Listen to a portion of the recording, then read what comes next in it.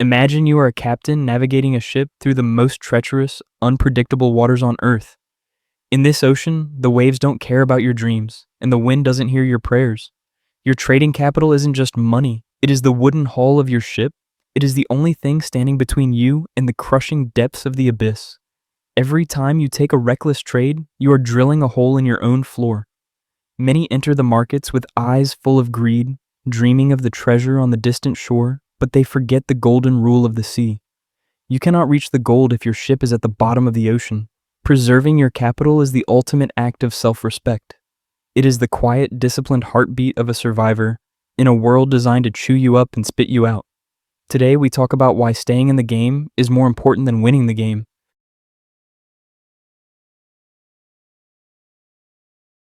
In the dawn of your trading career, you must transform your perspective. View your capital not as a final harvest to be consumed, but as a rare, fragile seed that carries the genetic blueprint of your future empire. The tragedy of the retail trader is that most enter the arena acting like starving farmers, desperately trying to reap a massive crop before they have even tested the pH of the soil or understood the local climate. Driven by the hunger of bills to pay or desire for status, they throw their entire bag of seeds into the frozen ground during a midwinter frost, hoping for a miracle. When the harsh reality of the market, the frost, claims those seeds, these traders are left standing in an empty field with nothing left to plant when the warm, fertile spring of a true bull market finally arrives. They aren't just out of money, they're out of the game exactly when the winning becomes easy. Prioritizing your education means acting as a fierce guardian of these seeds at all costs, recognizing that your tuition to the market should be paid in small, calculated installments rather than one catastrophic bankruptcy.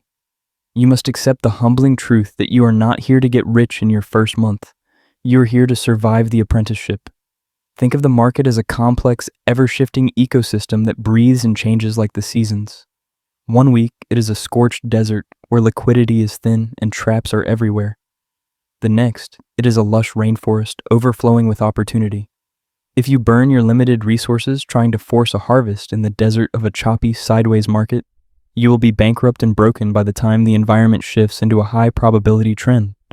Successful legends like Jesse Livermore understood this deeply. They knew that the big money isn't made in the active trading, but in the sitting, waiting with your seeds protected until the market environment is perfectly aligned for growth. By treating your capital with this level of reverence, you ensure that when the season of profit finally arrives, you have the resources to plant a forest while everyone else is left staring at the dirt.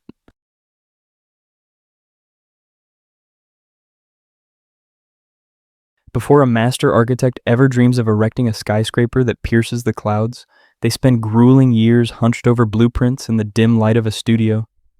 They don't start with the penthouse, they start by mastering the hidden physics of tension, the load-bearing capacity of steel, and the chemical resilience of concrete. In this journey, your trading capital is your finite supply of building materials. It is every brick, every beam, and every ounce of glass you have to your name. If you succumb to the ego's urge to build a 50-story tower on day one without first understanding how to pour a foundation that can withstand a seismic shift, the entire structure will inevitably buckle and collapse under its own weight. When that happens, you don't just lose the building, you waste every single brick you own, leaving you with nothing but a pile of rubble and a dream you can no longer afford to build. In the world of day trading, the market environment is your geological foundation. You must learn to read the soil before you build. Is the market's volatility a solid bedrock you can build upon? Or is it shifting sand that will swallow your capital whole? Is the current trend a structural move backed by institutional volume? Or is it a fragile, emotional spike fueled by retail panic?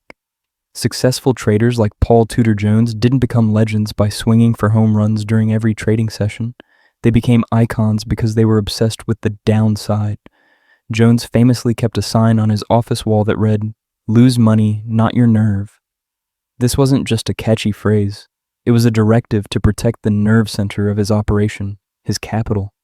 He understood that if you protect your materials with religious ferocity during the apprentice phase, you eventually develop the sophisticated skill set required to build a financial cathedral. Without your capital, however, you aren't an architect anymore. You're just a person standing in a silent, vacant lot, clutching a blueprint for a dream you can no longer afford the tools to realize. Think of day trading not as a casual hike along a marked trail with guardrails and scenic overlooks, but as a brutal, high-altitude ascent into the death zone of Mount Everest, the lethal region above 8,000 meters where the rules of normal human survival no longer apply. In that environment, the body is slowly dying with every step forward. Judgment degrades, fine motor skills vanish, and even simple decisions become dangerous. The mountain does not care how badly you want the summit, how many books you've read, or how confident you feel. The market is the same. In this unforgiving metaphor, your trading capital is your oxygen tank, the single, non-negotiable resource that keeps your mind clear enough to execute a plan and your emotions stable enough to avoid self-destruction. It is not ammo to be fired recklessly, nor is it a scorecard for ego. It is life support. Every oversized position taken out of impatience, every impulsive revenge trade triggered by anger or humiliation, and every stop-loss widened or ignored out of hope is a slow, invisible leak in that tank. At first, you barely notice it. The gauges still look fine. You might even feel a rush of artificial confidence, fueled by a lucky win or the dopamine surge of being right against the market. This is the most dangerous phase because thin air rewards delusion before it punishes it. But the market, like altitude, is relentless and impersonal. It does not argue. It does not warn. It simply waits. Eventually, the math asserts itself. Cognitive clarity fades, decision-making deteriorates, and mistakes compound faster than you can correct them. When your oxygen finally hits zero, there's no gradual descent, no heroic last effort, no second chance. The climb ends where you stand. There's no respawn button in trading, no checkpoint to reload, no rescue helicopter breaking through the clouds to save a trader who ran out of capital. You are done, not because you lacked intelligence or ambition, but because you failed to respect the environment. This is precisely why legendary trader Ed Sikota, one of the earliest pioneers of systematic, computerized trading, a man who turned modest sums into generational wealth, reduced his entire philosophy to a deceptively simple mantra. The elements of good trading are 1. Cutting losses. 2. Cutting losses. 3. Cutting losses. To beginners, this sounds repetitive, even boring. To survivors, it sounds like oxygen. Seikoda understood that markets are not conquered through bravado, prediction, or force of will. They are endured. The real game is not about making money quickly, but about not losing it irreversibly. By obsessively prioritizing the preservation of your capital, by risking small, exiting fast when wrong, and treating every trade as optional rather than necessary, you're doing far more than protecting your account. You're buying time to acclimatize to psychological stress, time to recognize patterns without emotional distortion, time to learn how volatility shifts like sudden jet stream winds that can rip climbers off the ridge without warning, time to build the internal stamina required to sit through boredom, uncertainty, and drawdowns without panicking or forcing action. In the death zone of the markets, speed is a liability and ego is a death sentence. The trader who survives is not the one who climbs the fastest or talks the loudest, but the one who manages their air so meticulously that, long after others have collapsed on the slope, they are still moving, slowly, deliberately, and alive. When the clouds finally thin and the summit becomes reachable. Entering the live market for the very first time is not a gentle introduction or a practice round. It is like stepping barefoot onto the mat of a dimly lit dojo and realizing too late that the person standing across from you is a world-class black belt who has been refining their technique for 3 decades. This opponent, the market, is not only faster and stronger, but ruthlessly efficient. It reads hesitation, exploits imbalance, and punishes overextension without emotion or remorse. If you charge into the center of the ring swinging wildly, driven by ego, impatience, or the seductive fantasy of a single, heroic, get-rich-quick trade, you will be countered before you even understand what happened. One careless step forward, one oversized position, one impulsive entry taken without context, and you are swept, pinned, and neutralized in seconds. The market doesn't need to knock you out spectacularly. It simply drains you, trade by trade, until you are too damaged to continue. The fundamental mistake beginners make is believing they are stepping into a boxing match where success is measured by how many punches they land or how often they win. In reality, your first year in the market is closer to an apprenticeship in defensive martial arts. It is not about dominance, it is about balance. It is not about aggression, it is about positioning. Early on, your only real objective should be learning how to take a hit without falling, how to be wrong without being destroyed, and how to exit a bad position with dignity instead of denial. This is the true meaning of understanding market environment. It is the slow development of situational awareness, recognizing how the market behaves during different sessions, how it reacts to breaking news, how it deliberately sets traps for weak hands during low liquidity moments, and how its internal rhythm oscillates between expansion and contraction. You begin to sense when the market is coiled and dangerous, when it is erratic and deceptive, and when it is calm enough to allow participation. Like a seasoned martial artist, you stop reacting emotionally and start observing patterns of movement. This defensive philosophy is echoed in the thinking of Ray Dalio, the founder of Bridgewater Associates, one of the most successful hedge funds in history. Dalio did not build his empire on intuition, bravado, or bold predictions.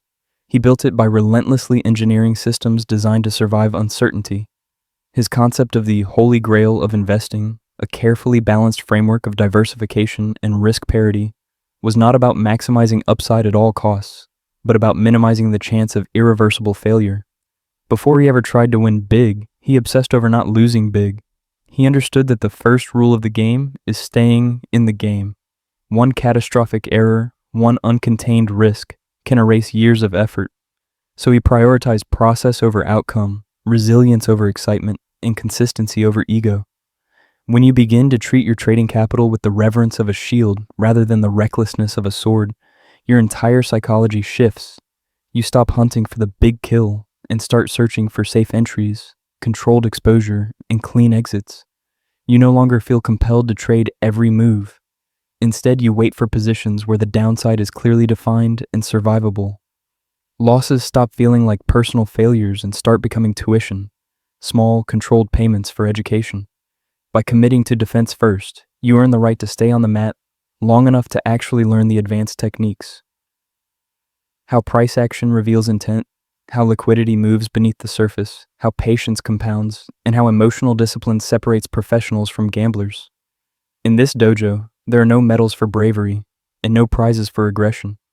There's only survival, adaptation, and longevity.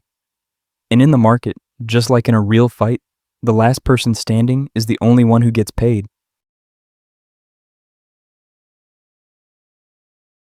Preserving your capital is the thin, uncompromising line that separates a professional career from a reckless gamble. It is the quiet discipline to step away from the screen when conditions are hostile, the emotional strength to accept a small loss instead of demanding a win, and the maturity to survive today so you are still here tomorrow. In the markets, longevity is not a side effect of success. It is the prerequisite. Every great trader learns, often the hard way, that opportunity is infinite, but capital is not. When your account is intact, you retain optionality, clarity, and control. When it is damaged, fear takes over, decision-making deteriorates, and desperation replaces strategy. Mastering the psychology of the markets begins with this truth. Your first job is not to make money, but to protect yourself from ruin. Building wealth is not about chasing momentum or predicting the future.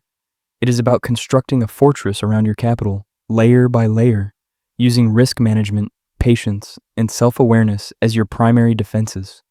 If you are ready to stop reacting emotionally and start operating deliberately, if you want to understand how professionals think about uncertainty, probability, and survival, then you are exactly where you need to be. This is why Risk Premium exists. We are here to help traders transition from being passive participants, reacting late, overexposed, and constantly hunted, to becoming disciplined operators who understand the terrain, control their exposure, and strike only when the odds are asymmetric. We believe risk mastery comes first and profits follow as a consequence, not the other way around. Our mission is not hype, shortcuts, or empty promises, but clarity, structure, and durability. So don't let your ship sink before the wind ever fills your sails. Protect the hull, reinforce the mast, and learn how to navigate storms before you chase open water. Hit that subscribe button and join Risk Premium, where survival is the strategy, discipline is the edge, and we master the journey together.